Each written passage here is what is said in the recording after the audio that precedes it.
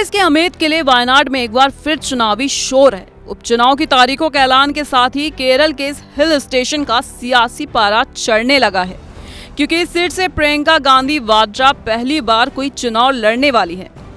वैसे तो ये सीट पर अब तक कांग्रेस का ही कब्जा रहा, लेकिन इस बार कांग्रेस के अपने साथियों ने ही एक तरफा बाजी को रोमांचक बना दिया है। बता दें कि वायनाड लोकसभा सीट पर होने वाले उपचुनाव में कांग्रेस ने राहुल गांधी की बहन प्रियंका गांधी पर दांव लगाया है, तो उनके खिलाफ इंडिया गठबंधन के ही सियासी दल सीपीआई ने वरिष्ठ नेता सत्यन मोकेरी को मैदान में उतारकर वायनाड की जंग को रोमांचक बना दिया है। गौरतलब है कि कांग्रेस और सीपीआई दोनों ही दल इंडिया गठबंधन का हिस्सा है, लेकिन वायनाड के रण में एक बार फिर आमने सामने उतरे हैं। देश भर में लेफ्ट की ताकत भले ही कमजोर होती जा रही है, लेकिन केरल में लेफ्ट का दबदबा रहा है। ऐसे में पहली बार किसी चुनावी जंग में उतरी प्रियंका गांधी की राह आसान नहीं रहने वाली है। चलिए आपको बता दें कि सीपीआई के उम्मीदवार सत्यन मोकेरी कौन है। तो आपको बता दें कि सत्यन मोकेरी लंबा राजनीतिक इतिहास है। सत्यन मोकेरी नंदापुरम विधानसभा सीट से 1987 से 2001 तक विधायक रहे हैं। 2014 में वह सीपीआई प्रत्याशी के रूप में वायनाड लोकसभा क्षेत्र से चुनाव लड़े थे। हालांकि वहां कांग्रेस उम्मीदवार से हार गए थे। सबसे गौर करने वाली बात यह है कि पहली बार सत्यन मोकेरी का मुकाबला गांधी परिवार के किसी सदस्य से होने जा रहा है। और इस सीट का इतिहास देखें तो इस सीट पर अब तक कांग्रेस का कब्जा तो रहा ही है।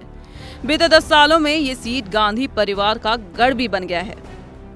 2008 में परिसीमन के बाद वायनाड लोकसभा सीट बनी और 2009 में पहली बार यहां लोकसभा चुनाव हुआ। 2009 में हुए पहले लोकसभा चुनाव में कांग्रेस के एमआई शानवास ने सीपीआई उम्मीदवार को हराकर पहले वायनाड सांसद बने। 2014 में भी कांग्रेस के एमआई शानवास ने ही जीत हासिल की, लेकिन 2019 में कांग्रेस ने राहुल गांधी को उम्मीदवार बनाया और राहुल गांधी ने बम्पर वोट से जीत हासिल की। और 2024 में फिर राहुल गांधी ने यहां से दोबारा जीत हासिल की। बता दें कि राहुल ने भी यहां दोनों ही बार लेफ्ट के उम्मीदवार को लाखों के अंतर से हराया था। ऐसे में ये सीट कांग्रेस के लिए सेफ मानी जाती है और इसलिए पार्टी ने राहुल गांधी के बाद इस सीट से प्रियंका गांधी को चुनावी मैदान में उतारा है। हालांकि सीपीआई ने एक बार फिर अपना उम्मीदवार उतारकर पहली बार चुनाव लड़ रही प्रियंका को चुनौती देकर वायनाड की लड़ाई में रोमांच ला दिया है।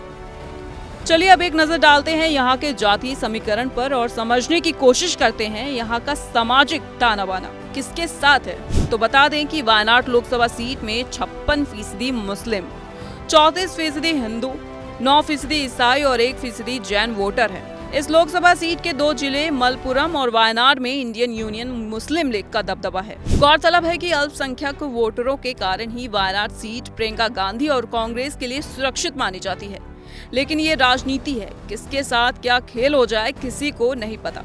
ऐसे में पहली बार चुनाव लड़ रही प्रियंका के लिए इस सीट को बचाना न केवल उनकी प्रतिष्ठा का सवाल है, बल्कि कांग्रेस के दबदबे को कायम रखना भी बड़ी चुनौती होगा, जो दिल्ली के लिए भी बड़ा संदेश होगा।